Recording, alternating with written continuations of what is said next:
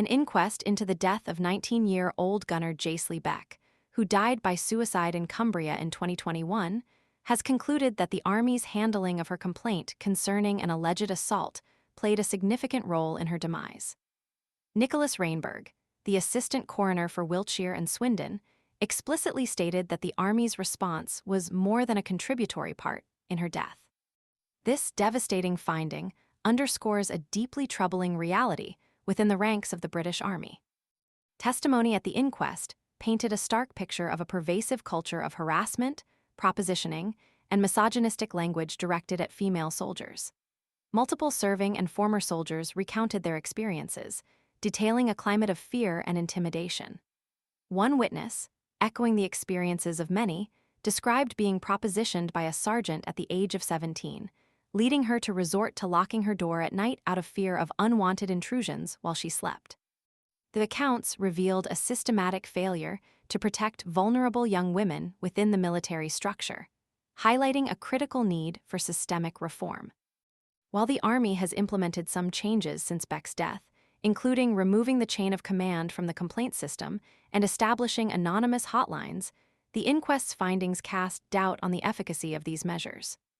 General Sir Rowley Walker, the head of the Army, expressed his disgust at the continued prevalence of abuse, a sentiment echoed by many following the inquest. The establishment of zero-tolerance policies in 2022, while a positive step, has evidently not been sufficient to eradicate the deeply ingrained issues within the Army's culture.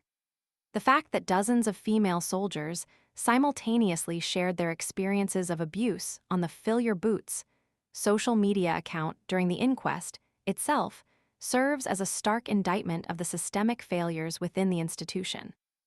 Emma Norton, founder of the Center for Military Justice and legal representative for Beck's family, powerfully articulated the inadequacy of the current service complaints process, advocating for the establishment of an independent body to investigate complaints from service personnel. She concisely summarized the issue. The service complaints process doesn't work. This sentiment is shared by many, including the Child Rights International Network, who further emphasized the need for drastic change. They argued that as long as the Army maintains its self-governing nature, cases similar to Jaysley's will inevitably continue. The network strongly advocates for removing the handling of complaints from the Army's control, calling for an urgent and comprehensive independent review of safeguarding mechanisms, specifically focusing on the protection of the youngest recruits and the Army Foundation College. Until such an independent review takes place and meaningful structural changes are implemented, the Army will remain a dangerous and unsafe environment for its young recruits. The inquest's findings raise profound concerns about the adequacy of existing mechanisms designed to protect vulnerable individuals within the military. The systemic nature of the abuse, the inadequacy of internal complaint procedures, and the prevalence of a culture that tolerates, if not encourages, such behavior, demand immediate and decisive action. The Army's response, while including some positive changes, appears insufficient to address the root causes of the problem. The calls for an independent investigative body and a comprehensive review of safeguarding procedures are not merely suggestions. They represent a critical necessity to ensure the safety and well-being of all service personnel, particularly young recruits. The tragic death of Jaysley Beck serves as a stark reminder of the urgent need for comprehensive reform and accountability within the British Army.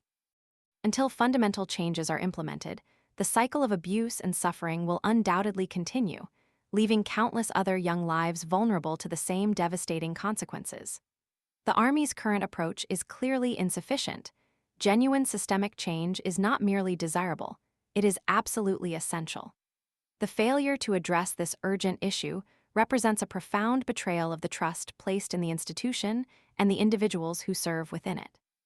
The legacy of Jaysley Beck's death must be a catalyst for meaningful, lasting reform that prioritizes the safety and well-being of all service personnel above all else.